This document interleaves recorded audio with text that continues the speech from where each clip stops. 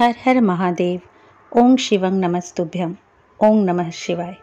दोस्तों, आप सभी श्री शिव महापुराण के श्री वायवी संहिता के पूर्वार्ध का श्रवण कर रहे हैं। दक्ष का शाप। वायुदेव बोले, हे ऋषिगण, एक बार की बात है, सभी देवता और ऋषि मुनि भगवान शिव के दर्शनों के लिए कैलाश पर्वत पर गए। उस समय देवाधिदेव महादेव जी देवी सती के साथ सिंहासन पर विराजमान थे। उसी समय दक्ष भी अपनी पुत्री से मिलने के लिए कैलाश पर्वत पर पहुंचे, परंतु देवी सती को अपने पिता के आगमन का ध्यान नहीं रहा। इसी कारण दक्ष क्रोधित हो उठे और उन्होंने महायज्ञ में अपनी पुत्री सती और भगवान शिव को आमंत्रित नहीं किया। देवर्षि नारद घूमते घूमते कैलाश पर पहुंचे और देवी सती को उनके पिता के यज्ञ के विषय में बताया। उन्होंने देवी सती को यह भी बताया कि दक्ष ने इस यज्ञ में सभी ऋषि मुनियों एवं देवताओं को आमंत्रित किया, परंतु आपको और भगवान शिव को नहीं बुलाया है। यह सुनकर देवी सती को बहुत दुख हुआ। उन्होंने भगवान शिव से अपने पिता द्वारा किए जा रहे यज्ञ में जाने की आज्ञा मांगी। शिव ने सती को बहुत समझाया कि बिना बुलाए उनका अपने पिता के घर जाना भी व्यवहार की दृष्टि से उचित नहीं है, लेकिन सती ने तो वहां जाना ठान लिया था। वह शिव का अपमान करने के लिए अपने पिता को भी दंडित करना चाहती थी। तब वे अपने पति की आज्ञा लेकर नंदी पर सवार होकर अपने पिता के यज्ञ में पहुंची। यज्ञ में सती को देखकर उसके पिता को बहुत क्रोध आया। सती बोली, हे पिताजी, मैं आपकी कन्या हूँ, आपने मुझे यज्ञ में क्यों नहीं बुलाया? मेरे पति शिव तो सबके स्वामी हैं। यह चराचर जगत उन्हीं की अनुकंपा से चलता है। उन्हें तो आपने पूछा भी नहीं। आपने उनका अपमान करके अच्छा नहीं किया। देवी सती के वचन सुनकर दक्ष अत्यंत क्रोधित होकर बोले, मेरी अन्य सभी कन्याएं व उनके पति सुपात्र एवं पूजनीय हैं। सब देवता तथा ऋषि मुनि भी पूजनीय हैं, इसलिए वे सब यज्ञ में आमंत्रित किए गए हैं, परंतु तुम और तुम्हारा पति इस यज्ञ में आने योग्य नहीं हो। अपने पिता के ऐसे वचन सुनकर सती को बहुत दुख हुआ और वे बोली, शिव निंदा सुनना शिवद्रोह करना है। मैं अपने पति की निंदा नहीं सुन सकती। यह कहकर उन्होंने योगाग्नि में अपने शरीर को भस्म कर दिया। उधर जब शिवजी को पता चला कि उनकी पत्नी का यज्ञ में अपमान हुआ है, तब उन्होंने दक्ष को शाप दे दिया। उसी शाप के फलस्वरूप चाक्षुष मनवंतर में दक्ष प्रचेता के पुत्र के रूप में जन्मे और दक्ष के अन्य जामाता वैवस्वत मनवंतर में भी वरुण देहधारी के रूप में पैदा हुए। वीरगण का यज्ञ में जाना। ऋषिगण बोले, हे वायुदेव, प्रजापति दक्ष तो धर्म के कार्य में लगकर महायज्ञ कर रहे थे, फिर भगवान शिव ने उनका यज्ञ क्यों भंग किया? कृपा कर इस कथा को बताइए। तब ऋषिगणों की जिज्ञासा शांत करने के लिए वायुदेव बोले, हे ऋषियों, गिरिराज हिमालय की तपस्या के फलस्वरूप देवी जगदम्बा ने उनके घर में जन्म लिया और श्री पार्वती का विवाह भगवान शिव से हो गया। प्रजापति दक्ष ने अश्वमेध यज्ञ का आयोजन किया। उस यज्ञ में वसु, मरुदगण, अश्विनी कुमार, पितर, आदित्य, विष्णु आदि सभी देवता एवं ऋषि मुनियों को आमंत्रित किया, परंतु भगवान शिव को नहीं बुलाया। जब परम शिव भक्त दधीची ने उस यज्ञ में शिव जी को उपस्थित नहीं देखा, तब उन्हें ज्ञात हुआ कि शिव जी को निमंत्रित नहीं किया गया है। वे क्रोधित होकर बोले, इस यज्ञ में जगत के स्वामी भगवान शिव को क्यों नहीं आमंत्रित किया गया? वह पूजनीयों के भी पूजनीय है, फिर तुम उनका पूजन क्यों नहीं कर रहे हो? दधीची ऋषि के इन वचनों को सुनकर दक्ष बोले, हे ब्रह्मर्षि, यहाँ 11 रुद्र तो उपस्थित हैं और अन्य रुद्रों को हम नहीं जानते। इस यज्ञ के अधिष्ठाता श्री हरि विष्णु हैं। तब क्रोधित दधीची यज्ञ को छोड़कर चले गए। उधर भगवान शिव ने यह जानकर कि उनकी प्राणवल्लभा का यज्ञ में अपमान हो रहा है, वीरभद्र नामक गण को उत्पन्न किया।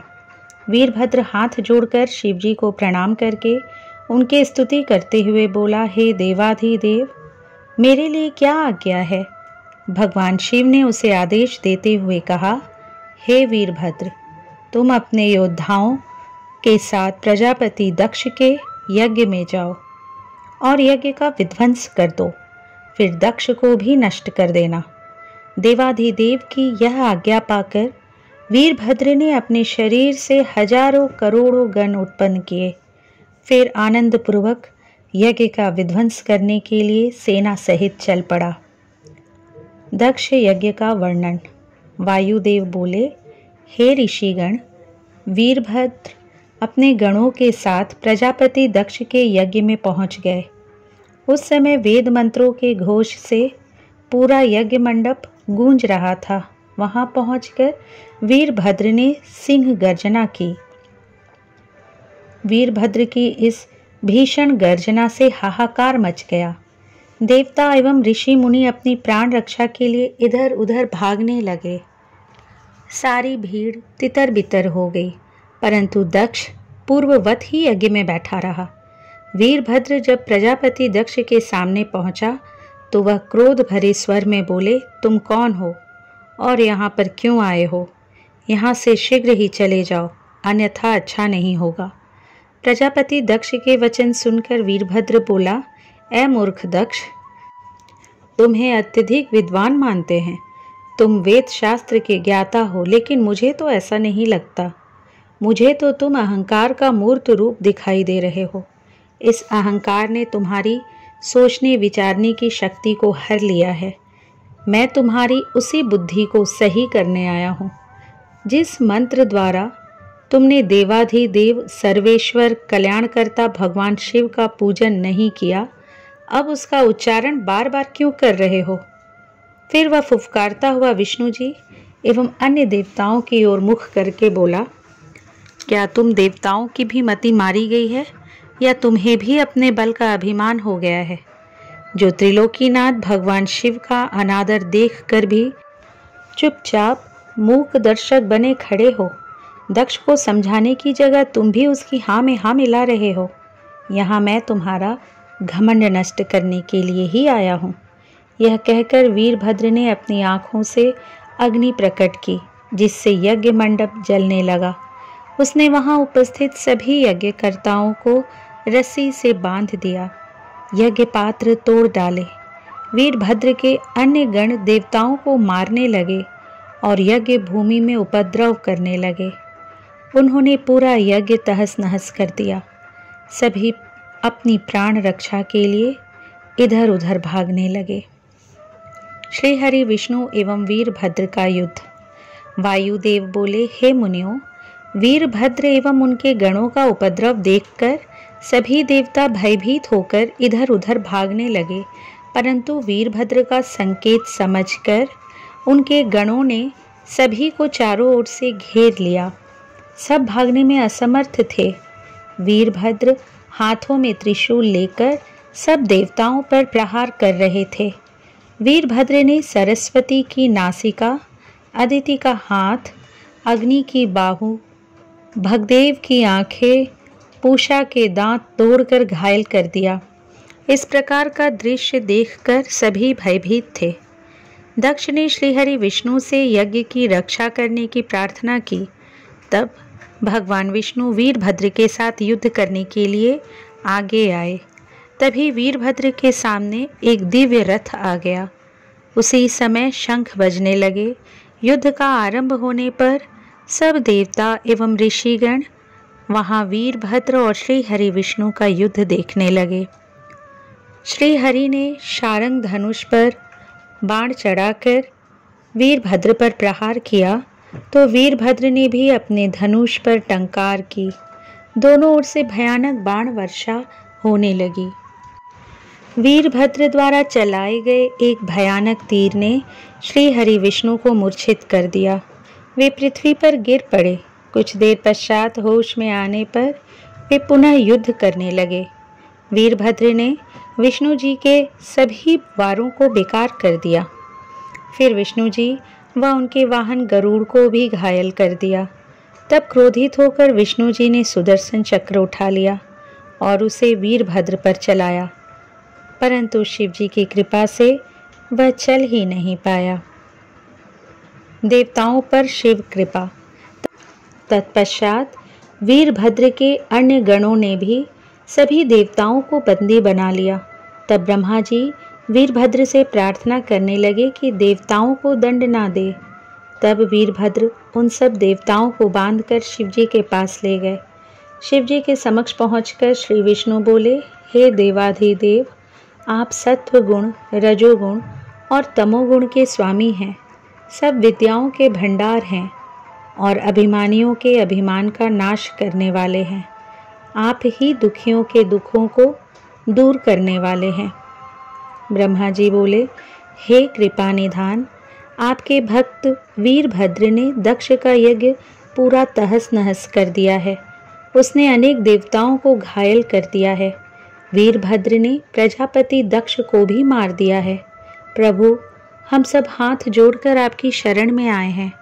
हम सब पर कृपा करें, हमारे दुखों को दूर करें, हमारे अपराध को कृपा करके क्षमा करिए। ब्रह्मा जी की इस प्रार्थना को सुनकर शिवजी ने उन पर कृपा की। शिवजी ने दक्ष के सिर पर बकरे का सिर लगाकर उसे पुनर्जीवित कर दिया। जीवित होने पर दक्ष शिवजी से क्षमा याचना करने लगा और उनकी स्तुति करने लगा। तत्पश्चात त्रिलोकीनाथ शिव की कृपा से सभी देवताओं के सारे घाव सही हो गए और जो देवगण मर गए थे वे पुनर्जीवित हो गए। सब देवता सर्वेश्वर शिव की महिमा का गान करते हुए वापस लौट गए। मंद्राचल पर निवास। वायुदेव बोले, हे ऋषिगण, एक बार की बात है। मंद्राचल पर्वत ने शिवजी को प्रसन्न करने के लिए कठोर तपस्या की। प्रसन्न होकर भगवान शिव ने देवी पार्वती सहित वहां निवास किया।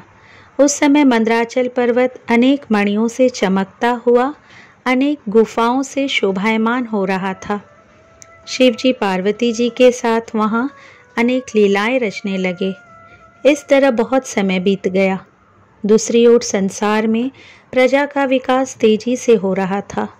उसी समय शुंभ और निशुंभ नाम के दो दानवों ने ब्रह्मा जी की कठोर तपस्या करके उनसे अवध्य रहने का वर मांग लिया था।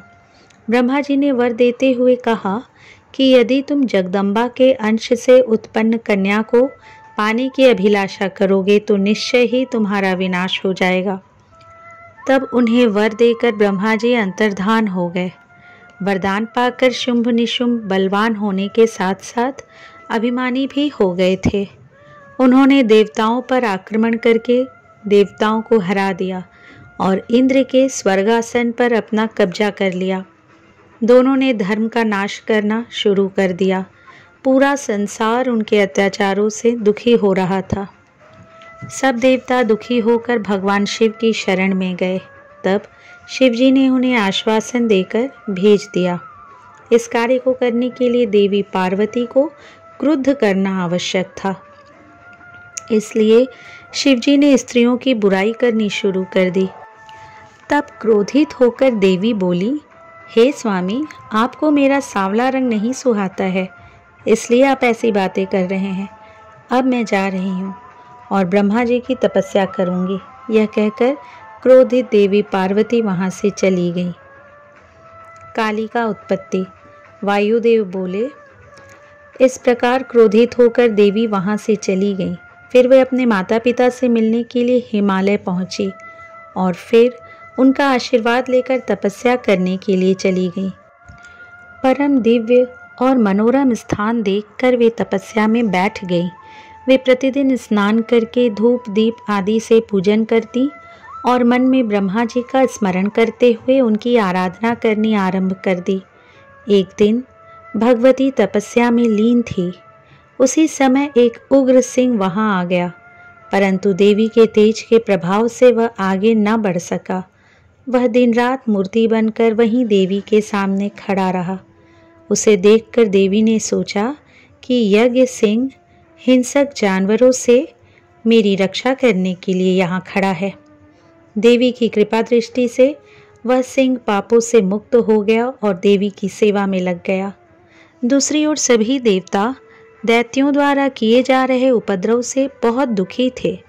बहुत दुखी होकर वे सभी ब्रह्मा जी की शरण में गए और उन्हें अपना दुखड़ा सुनाया। देवताओं को सहायता का आश्वासन देकर ब्रह्मा जी देवी के समक्ष पहुँचे। देवी कठोर तपस्या में लीन थी। ब्रह्मा जी को इस प्रकार सामने पाकर देवी ने प्रणाम किया। तब ब्रह्मा जी बोले, हे भगवती, आप तो सबका कल्याण करने वाली तथा सभी तपस्याओं का फल देने वाली हैं। फिर आप इस तरह कठोर तपस्या क्यों कर रही हैं? ब्रह्मा जी के पूछे प्रश्न का उत्तर देते हुए देवी बोली, हे ब्रह्मा जी, सृष्टि के आरंभ में आप भगवान शिव से उत्पन्न हुए हैं, इसलिए आप मेरे पुत्र हैं। प्रजा वृद्धि के लिए भगवान रुद्र आपके मस्तक से प्रकट हुए, इसलिए आप मेरे ससुर हैं। अपना दुख आपको बताकर मैं उससे मुक्त होना चाहती हूँ। मैं अपना काले रंग का शरीर त्याग कर गोरी बनना चाहती हूँ। तब ब्रह्मा जी ने कहा, हे देवी, जैसा आप चाहती हैं वैसा ही होगा। आप अपने काले वर्ण का त्याग कर गौर वर्ण धारण करें। देवी, आपका वही काला वर्ण दैत्यराज शुंभ निशुंभ का वध करके इस संसार को उनके पापों से मुक्त करेगा। तभी देवी ने काले रंग का त्याग कर गोरा रंग धारण कर लिया। भगवती के काले वर्ण से मेघों के समान श्याम वर्णी कौशिकी नामक कन्या उत्पन्न हुई। वह योगिनी, अष्टभुजा वाली तथा शंख चक्र एवं त्रिशूल आदि आयुधों से सुशोभित थी। ब्रह्मा जी ने देवी कौशिकी को शुंभ निशुंभ का वध करने के लिए शक्ति प्रदान की। तब देवी कौशिकी ब्रह्मा जी व देवी को प्रणाम कर विंध्याचल पहुंची। उन्होंने शुंभ निशुंभ का वध कर देवताओं को सुखी कर दिया। सिंह पर दया। वायुदेव बोले, हे मुनियों, देवी ने अपने काले वर्ण को अलग किया, जिससे देवी कौशिकी की उत्पत्ति हुई। फिर वह आशीर्वाद पाकर विंध्याचल पर चली गई।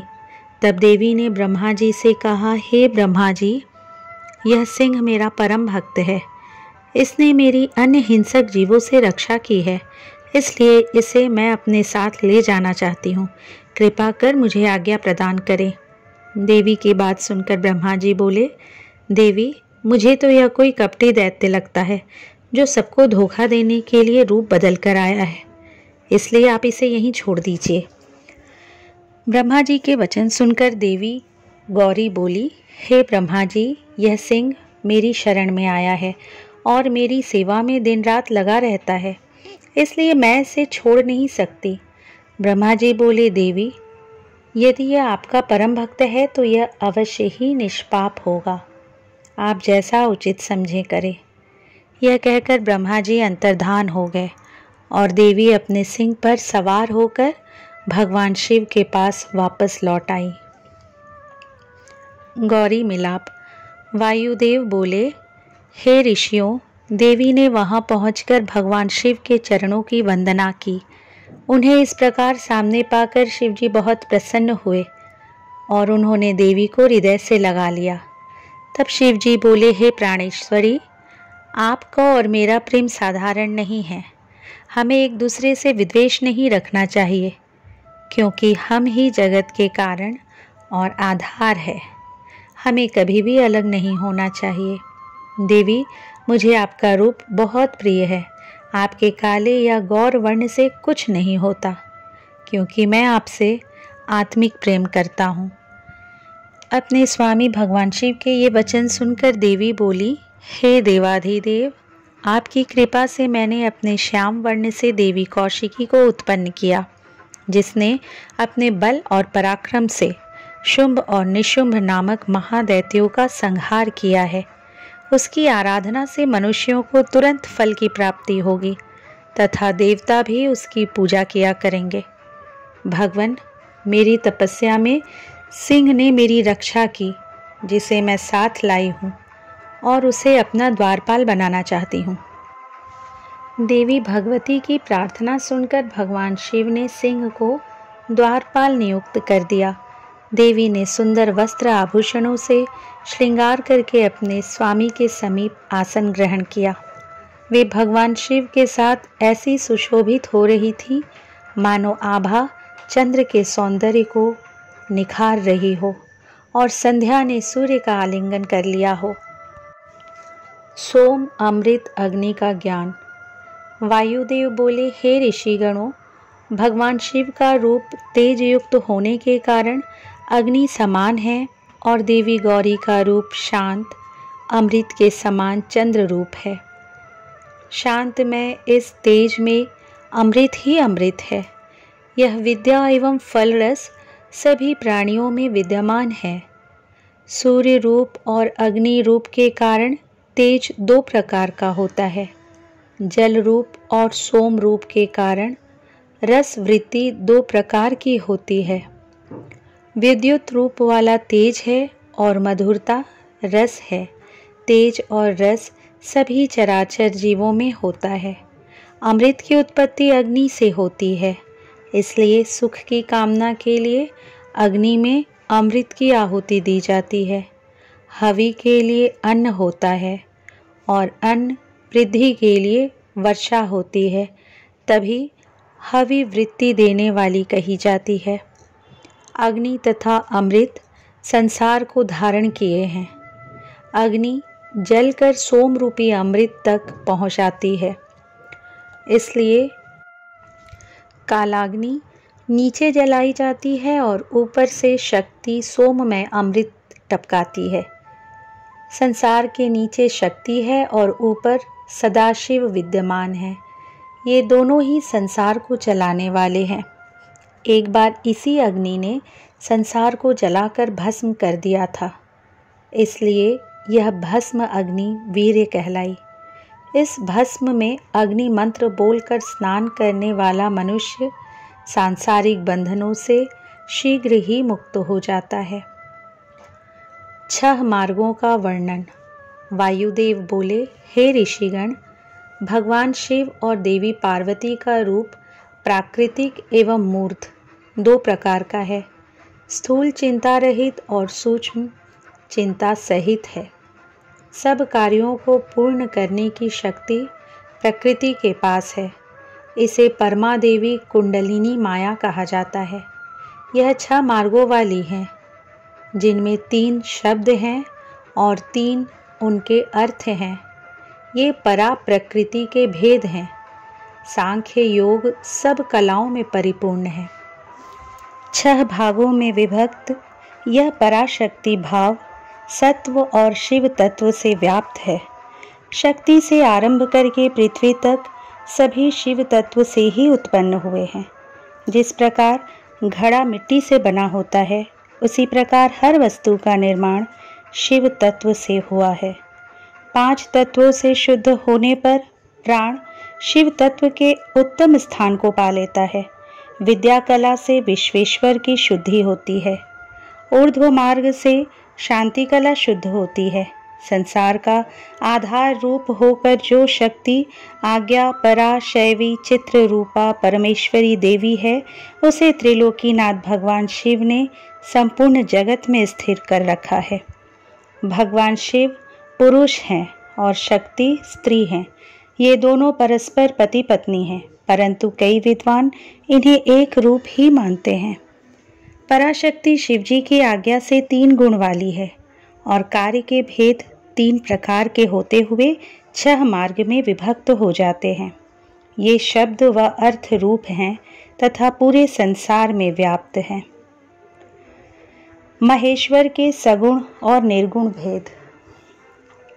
ऋषि बोले, हे वायुदेव, भगवान शिव तो अत्यंत अद्भुत लीलाएं रचने वाले हैं। शिव शक्ति की क्रीड़ा प्रकृति का खेल है। सभी देवता, दानव और मनुष्य देवाधिदेव महादेव की कृपा के वश हैं, जबकि वे स्वच्छंद और वैभव संपन्न हैं। भगवान शिव तो सर्वेश्वर हैं। ये कला रहित निर्गुण हैं तो कला सहित सगुण हैं। ब्रह्मा से लेकर मनुष्य और दानव आदि सभी अपने कर्मों के अधीन हैं। सब जन्म लेते हैं और सबकी मृत्यु निश्चित है। भगवान शिव सब पर कृपा करने वाले तथा दुष्टों को उनके दुष्कर्मों का दंड देने वाले हैं। अपराध के कारण ही ब्रह्मा जी का 5वां सिर काटा गया था। श्री हरि विष्णु को पैरों के नीचे दबाया गया था। शिव जी की आज्ञा पाकर शिव निंदा करने वाले प्रजापति दक्ष को वीरभद्र ने दंड दिया था। कामदेव भी शिव क्रोध के कारण भस्म हुए। भगवान शिव और देवी पार्वती ने मिलकर अनेक लीलाएं रची। भगवान शिव ने लोक कल्याण के लिए पतित पावनी श्री गंगा जी को अपनी जटाओं में धारण किया। देवादिदेव महादेव और देवी को एक दिव्य रूप बालक की प्राप्ति हुई। उसे पाकर शिवजी और पार्वती बहुत प्रसन्न हुए, परंतु देवेंद्र की प्रार्थना करने पर अपने पुत्र को महादैत्य तारकासुर के साथ युद्ध करने भेज दिया। शिव पार्वती ने पुत्र को आशीर्वाद देते हुए क्रौंची मेमिनी नामक अमोघ शक्ति प्रदान की। अपने माता पिता के आशीर्वाद से बालक ने तारकासुर का वध कर दिया। अपने परम भक्त ब्रह्मचारी मार्कंडेय जी को अकाल मृत्यु से बचाकर चिरंजीव बना दिया। परमात्मा शिव सगुण और निर्गुण दोनों स्वरूप वाले हैं। ज्ञानोपदेश।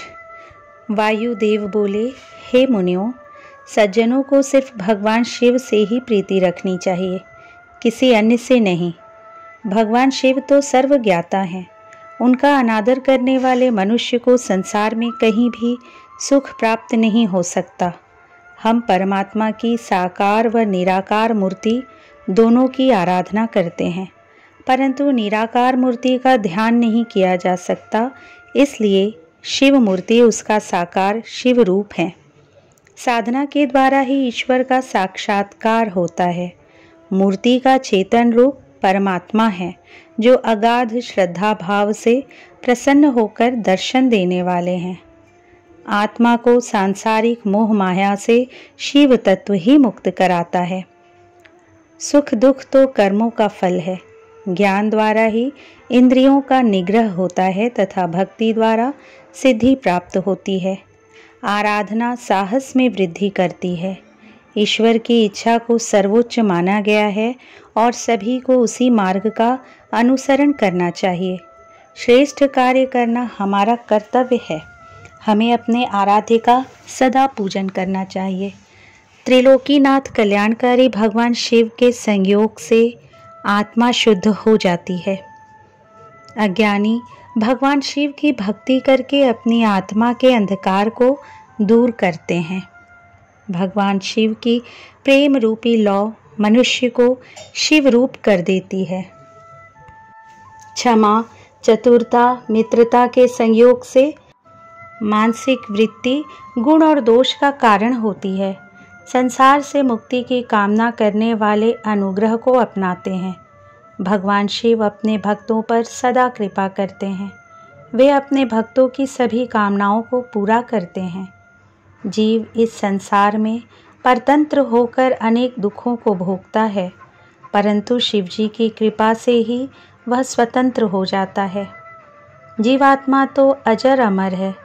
सुकर्म और कुकर्म दो प्रकार के कार्य हैं जो जीवन को श्रेष्ठ या निकृष्ट बनाते हैं। माया मोह में फंसकर प्राणी हिरण की तरह इधर उधर भटकता रहता है। शरीर में सबसे ऊपर परमात्मा, मध्य में अंतरात्मा और अधोभाग में आत्मा का निवास होता है। इसी प्रकार भगवान शिव सबसे ऊपर, मध्य में ब्रह्मा और नीचे श्री हरि विष्णु का निवास है। भगवान शिव को अंतरात्मा भी माना जाता है, क्योंकि वे सर्वत्र विद्यमान हैं। अच्छे कर्मों द्वारा उच्च योनि तथा बुरे कर्मों द्वारा निम्न योनि की प्राप्ति होती है। सत्व, रज तथा तम गुण त्रिगुणात्मक योनि प्रदान करने वाले हैं। देवाधिदेव महादेव जी समस्त गुणों के स्वामी, सगुण निर्गुण मूर्ति व सच्चिदानंद रूप हैं। वे पूरे ब्रह्मांड में व्याप्त है। मनुष्य तो सदा माया से घिरा रहता है। परमेश्वर शिव की कृपा ही उसे आवागमन के इस चक्र से मुक्ति दिलाती है। उनके नामोच्चारण से ही सब दुखों से मुक्ति मिल जाती है, सब दुखों का नाश हो जाता है। माया से दूर होकर वह शिव कृपा को पा लेता है। अज्ञानी मनुष्य शिव जी को ईश्वर नहीं मानता और अपना सारा जीवन खो देता है। इसलिए मनुष्य को सदा त्रिलोकीनाथ शिव जी की भक्ति में डूबे रहना चाहिए। अनुष्ठान का विधान। वायुदेव बोले, हे मुनियों, प्रत्यक्ष ज्ञान की प्राप्ति हेतु भगवान शिव का पूजन और उनका अनुष्ठान सर्वोत्तम साधन है। इसी के द्वारा मोक्ष की प्राप्ति संभव है। क्रिया, जप, ध्यान और ज्ञान से आराधना का अनुष्ठान किया जाता है। वेदों में धर्म को वर्णित किया गया है। वेदों एवं उपनिषदों द्वारा वर्णित कर्म परम धर्म कहलाते हैं। निर्मल आत्मा वाले धर्म के अधिकारी होते हैं, जबकि सांसारिक जन अधर्मी माने जाते हैं। शिव शास्त्र श्रुति और स्मृति दो प्रकार के हैं। श्रुति में पाशुपत व्रत का परम ज्ञान वर्णित है। कहते हैं कि हर युग में भगवान शिव योगाचार्य के रूप में अवतार लेते हैं और शिव तत्व का प्रचार प्रसार करते हैं। रुद्र, दधीचि, अगस्त्य और उपमन्यु नामक महर्षि पाशुपति व्रत की संहिता के प्रचारक हैं। इसके अनुष्ठान से शिव जी का साक्षात्कार होता है। शिव महेश्वर, रुद्र, पितामह विष्णु, संसार, वैद्य, सर्वज्ञ एवं परमात्मा, ये 8 परम कल्याणकारी कारक हैं। शिव तत्व का परम ज्ञान रखने वाले ज्ञानी और विद्वान पुरुष कहते हैं कि संपूर्ण मंगलमय गुणों के आधार पर वह सबके स्वामी सदाशिव कहलाते हैं। प्रकृति व पुरुष इनके अधीन हैं। वे दुखों और दुखों के कारणों का नाश करने वाले हैं। भव रोग को दूर करने हेतु औषधि प्रदान करने वाले संसार के वैद्य भगवान शिव ही हैं। उन्हें संसार की हर अवस्था का ज्ञान है, इसलिए सर्वज्ञ कहलाते हैं। भगवान शिव के 8 नाम हैं, जिनकी निवृत्ति का कलात्मक ग्रंथि विभेदन करके गुणों के अनुसार आवृत्ति करे। हृदय, कंठ, तालु, भ्रिकुटियों के बीच ब्रह्मरंध्र के साथ 8 रूपों की पूरी को छेद कर सुषुम्ना नाड़ी द्वारा आत्मा का लय करके अपने वमन का संहार करे। उसे शक्ति रूपी अमृत से सींचकर भगवान शिव के चरणों का ध्यान करे। नाभि के मध्य में शिव जी के 8 नाम धारण करे व 8 आहुतियां दे। फिर पूर्णाहुति देकर प्रणाम कर 8 फूल चढ़ाएं। फिर अपनी आत्मा शिव जी को समर्पित करे। इस क्रिया द्वारा परम ज्ञान की प्राप्ति होती है। पाशुपत व्रत का रहस्य। वायुदेव बोले, हे ऋषिगणों, पाशुपत व्रत को चैत्र मास की पूर्णिमा को करना चाहिए। त्रयोदशी को गुरु पूजन कर उनसे आज्ञा लेकर स्नान कर श्वेत वस्त्र, यज्ञोपवीत, चंदन माला धारण करे तथा कुश आसन पर उत्तर की ओर मुख करके बैठे। हाथ में कुशा लेकर 3 बार प्राणायाम करे और भगवान शिव और देवी पार्वती का ध्यान करे। इच्छानुसार व्रत करने की अवधि का संकल्प करे। विधि पूर्वक हवन हेतु अग्नि स्थापना कर उसमें समिधा और चरु की आहुतियां देने से सारे पाप नष्ट हो जाते हैं। हवन के मंत्र बोलकर हवन करे। गोबर का गोला बनाकर हवन की अग्नि में डाले। चतुर्दशी को भी इसी तरह पूजन करे, परंतु भोजन न खाएं। पूर्णिमा के दिन वैसे ही पूजन करे तथा रुद्राग्नि को बुझा दे और भस्म को धारण करें। फिर स्नान करते समय पैर धोकर आचमन करे। अग्नि इत्यादि 6 मंत्र बोले। ओम शिव का जाप करते हुए भस्म धारण करें। त्रयायुष जमदग्नि मंत्र का जाप करते हुए मस्तक पर त्रिपुंड लगाएं। ऐसा करने से मनुष्य पशुत्व से मुक्त हो जाता है। सोने का अष्टबल का आसन बनाए। धन न होने पर कमल आसन बनाकर उस पर पंचमुख शिवलिंग की स्थापना करें। आवाहन, आसन, पाद्य, अर्घ्य, आचमन कराकर दूध, दही, शर्करा, जल, मधु आदि पंचामृत से स्नान कराएं। फिर रोली चंदन, पुष्प, धूप, दीप नैवेद्य चढ़ाएं और कमल एवं बेल पत्र से शिवजी का पूजन करें। तत्पश्चात गणपति गणेश, स्वामी कार्तिकेय, ब्रह्मा एवं शिवजी की 8 मूर्तियों का पूजन करें। फिर सभी अस्त्रों सहित अनुचरों, दिक्पाल, मरीचि एवं ब्रह्मा जी के मानस पुत्रों व गुरुजनों का पूजन करें। दूध व फल ग्रहण करें, भोजन न करें, भूमि पर ही सोए। आर्द्रा नक्षत्र, पूर्णमासी, अमावस्या, चतुर्दशी एवं अष्टमी को उपवास करें। व्रत के समय अहिंसा व्रत रखें तथा दान करें। तीनों काल में स्नान कर भस्म धारण करें। यदि संभव हो तो वैशाख में हीरे, जेठ में मरकत, आषाढ़ में आसोज गोमेद मणि व मोतियों का, श्रावण में नीलम का, भादो में पद्र सरांग मणि का, कार्तिक में मूंगे, मंगसिर में वैदूर्य मणि, पौष में पुखराज, माघ में सूर्यकांत मणि, फाल्गुन में चंद्रकांत मणि, चैत्र में रत्न और स्वर्ण का लिंग बनवाएं। धन न होने पर पत्थर या मिट्टी का शिवलिंग भी बनाकर विधि विधान के अनुसार पूजन करने के पश्चात पंचाक्षर मंत्रों का जाप कर विसर्जन करें। उपमन्यु की भक्ति। ऋषिगणों ने वायुदेव से पूछा, हे वायुदेव, आप हमें भगवान शिव के परम भक्त उपमन्यु की भक्ति के विषय में बताइए। वायुदेव बोले, हे मुनियों, उपमन्यु बचपन से ही परम तपस्वी हुए हैं। उपमन्यु परम तपस्वी व्याघ्रपाद मुनि के पुत्र थे।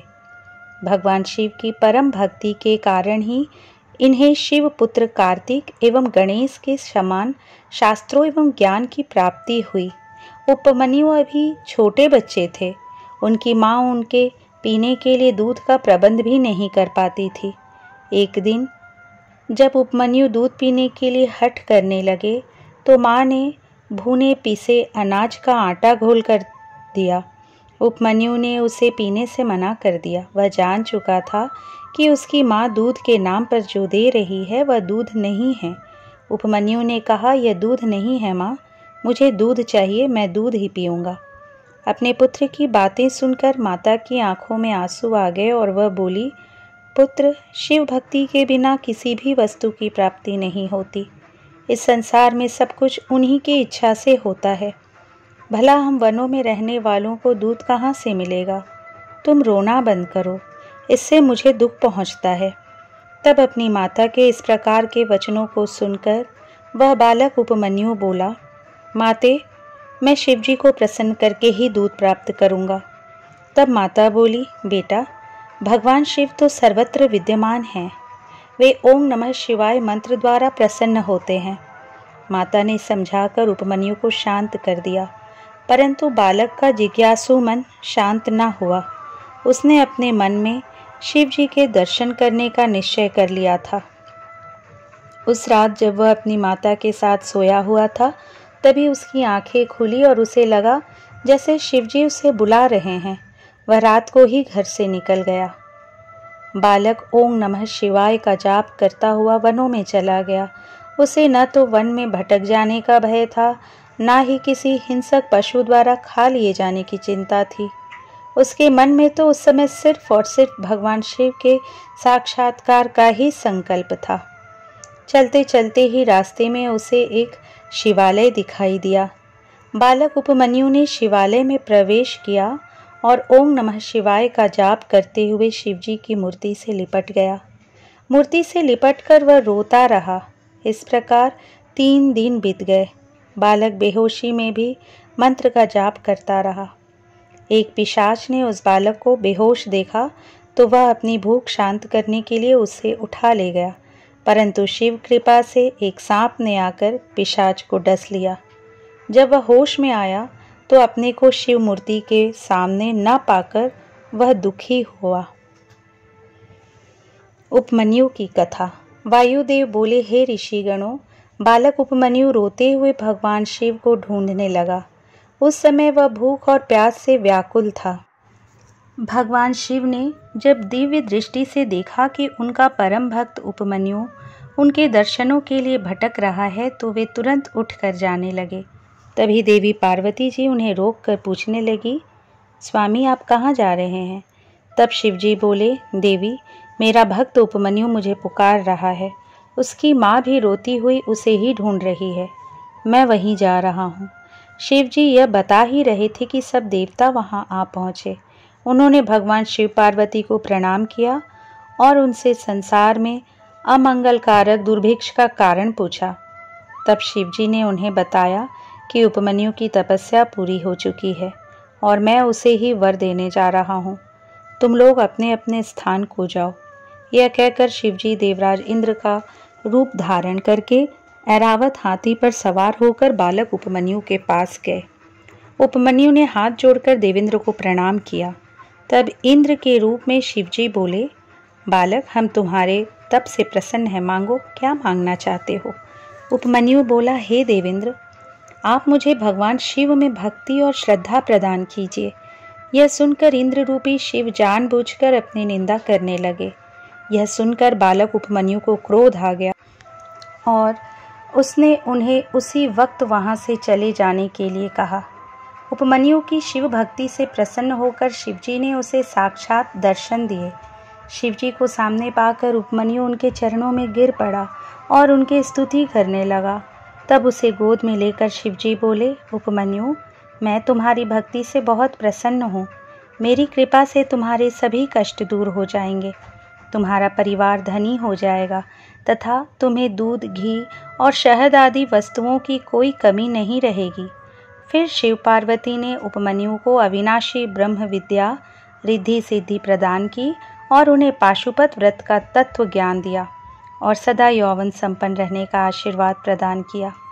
भगवान शिव के आशीर्वादों को पाकर उपमन्यु कृतार्थ हो गया और बोला, हे देवाधिदेव महादेव, कल्याणकारी सर्वेश्वर, आप मुझे अपनी भक्ति का वर प्रदान करें।